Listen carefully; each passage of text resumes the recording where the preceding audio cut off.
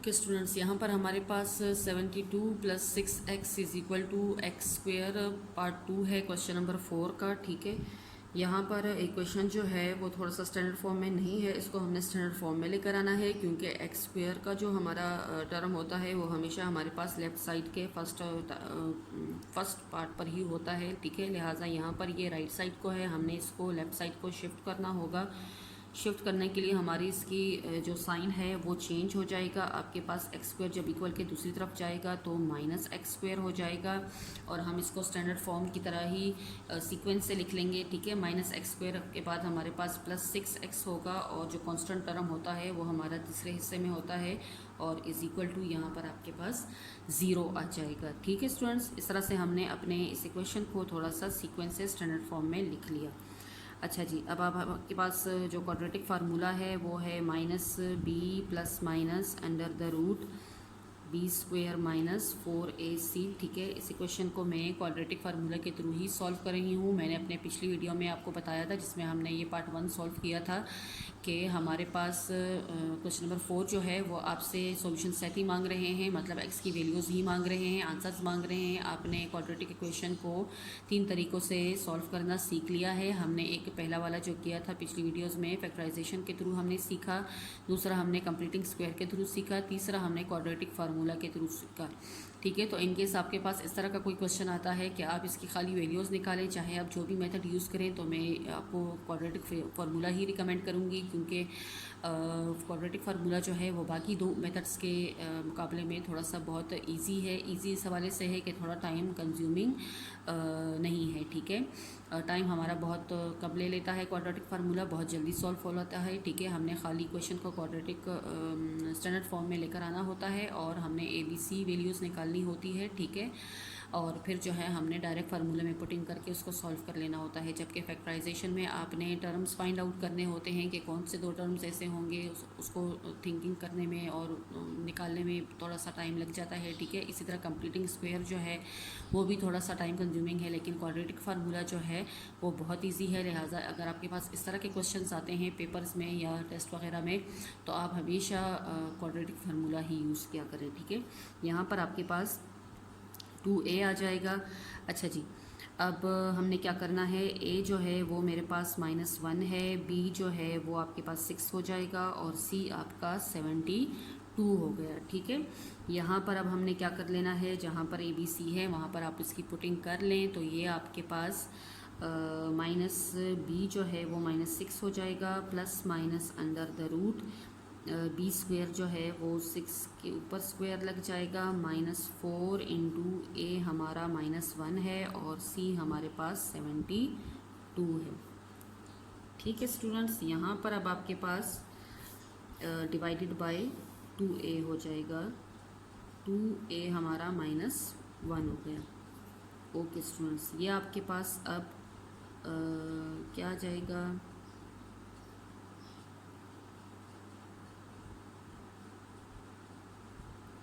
-6 plus minus under the root 6 6 ज़ार 36 हो जाएगा और माइनस मल्टीप्लाई माइनस प्लस 4 1 ज़ार 4 और 4 72 आर 288 आ जाएगा और नीचे 2 1 ज़ार 2 तो -2। ठीक है, माइनस भी है यहाँ पर। अब क्या करना है हमने, -6 plus minus under the root, अच्छा जी 36 प्लस 288 आपके पास 324 आता है और ये नीचे आपके पास -2 आ जाएगा। फिर से आपके पास -6 प्लस माइनस, अच्छा अब 324 जो है वो भी आपके पास परफेक्ट स्क्वायर है 18 का। ठीक है स्टूडेंट्स, अगर हम 18 ज़ात लेंगे तो आपके पास 324 आता है, -2 अब स्क्वायर रूट के साथ कट जाएगा, आपके पास -6 प्लस माइनस 18 डिवाइडेड बाय -2 आ जाएगा। ठीक है, अब हमने क्या करना है, वही x की आपके पास दो वैल्यूज़ आएंगी, एक आपके पास -6 प्लस 18 डिवाइडेड बाय -2 होगा और दूसरा आपके पास -6 माइनस 18 डिवाइडेड बाय -2 हो जाएगा। ठीक है, यहाँ पर अब आपके पास -6 और प्लस 18, तो ये आपके पास 18 में से 6 निकालेंगे तो आपके पास 12 आ जाएगा। ठीक है, 12 डिवाइडेड बाय -2 और दूसरा -6 और -18, ये आपके पास आ जाएगा -24 डिवाइडेड बाय -2। तो लिहाजा 12/2 भी आपके पास 12/2 -6 हो जाएगा और -24 डिवाइडेड बाय -2 आपके पास 12 आ जाएगा। ठीक है, माइनस और माइनस की कटिंग हो जाएगी। 24 डिवाइडेड बाई 2 12 आता है। लिहाजा आपके पास दो जो सॉल्यूशन सेट्स बने हैं वो आपके पास एक -6 हुआ और दूसरा आपके पास 12 हो गया। ठीक है, यहाँ पर अब आपके पास नेक्स्ट क्वेश्चन जो है वो है part 3।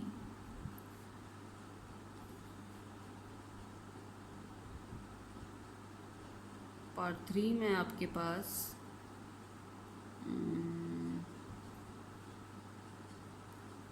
r² plus 4r plus 1 is equal to 0।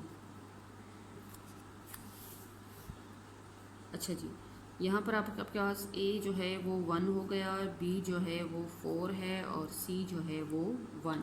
ठीक है, यहाँ पर फार्मूला हम लिख लेंगे x is equal to -b plus minus under the root b² minus 4ac divided by 2a। अच्छा जी, यहाँ पर वेरिएबल जो है वो r यूज़ हुआ है, लिहाजा यहाँ पर भी हम r ही वेरिएबल यूज़ करेंगे। ठीक है, ये आपके पास -4 हो जाएगा plus minus under the root 4 4 ज़ार 16 -4a और c आपके पास 1 है। ठीक है, डिवाइडेड बाय 2 इंटू 1। फिर r इज इक्वल टू -4 हो जाएगा plus minus under the root 4 4 ज़ार 16 माइनस 4 1 ज़ार 4 4 1 ज़ार 4 डिवाइडेड बाई 2 1 ज़ार 2। ये आपके पास -4 plus minus under the root 16 minus 4 आपके पास 14 हो जाएगा, सॉरी 12। ठीक है, डिवाइडेड बाय 2।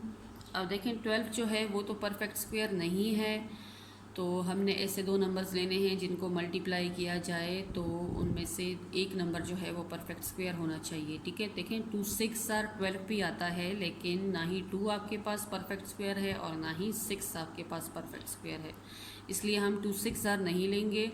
3 4 ज़ार भी आपके पास 12 आता है, तो देखें 3 तो परफेक्ट स्क्वायर नहीं है लेकिन 4 जो है वो परफेक्ट स्क्वायर है, लिहाजा हम 3 4 ज़ार लेंगे। ठीक है, क्योंकि 3 4 ज़ार में हमारे पास 4 जो है वो परफेक्ट स्क्वायर है, 4 एटलीस्ट रूट से बाहर निकल सकता है। ठीक है, तो ये आपके पास r is equal to -4 plus minus, देखें 4 4 ज़ार सॉरी 2 2 ज़ार 4 आता है, तो लिहाजा जब हम 2 का स्क्वायर लेंगे यहाँ पर तो स्क्वायर रूट के साथ कट जाएगा, 2 जो है वो बाहर आ जाएगा और 3 आपके पास अंदर रूट में रह जाएगा। लिहाजा -4 प्लस माइनस, अब देखें ये 2 जो है डिनोमिनेटर में ये इस -4 के नीचे भी है और प्लस -2 अंडर रूट 3 के नीचे भी है, तो हमने इसको सॉल्व करना है, लिहाजा हम डिनोमिनेटर को अलग अलग दोनों के नीचे लिख लेंगे। ये आपके पास 2 मैंने अलग इधर लिख लिया और ये 2 अंडर रूट 3 के नीचे 2 अलग लिख लिया। अब देखिए -4 डिवाइडेड बाई 2 आपके पास -2 ही आएगा। ठीक है, 4 डिवाइडेड बाई 2 2 ही आ जाएगा, प्लस माइनस यहाँ पर भी 2 और 2 की कटिंग हो जाएगी, तो आपके पास अंडर रूट 3। लिहाजा r की आपके पास दो वैल्यूज़ आएंगी, एक आपके पास -2 प्लस अंडर रूट 3 और दूसरा आपके पास -2 माइनस अंडर द रूट 3। ये आपका आंसर होगा। ओके स्टूडेंट्स, अब पार्ट 4 जो है वो हमारे पास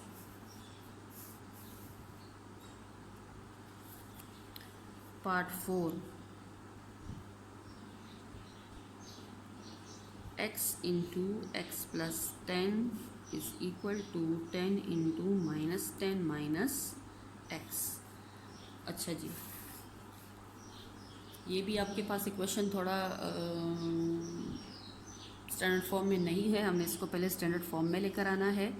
ठीक है। ये आपके पास x जब अंदर मल्टीप्लाई होगा तो x मल्टीप्लाई एक्स स्क्वायर हो जाएगा, ठीक है।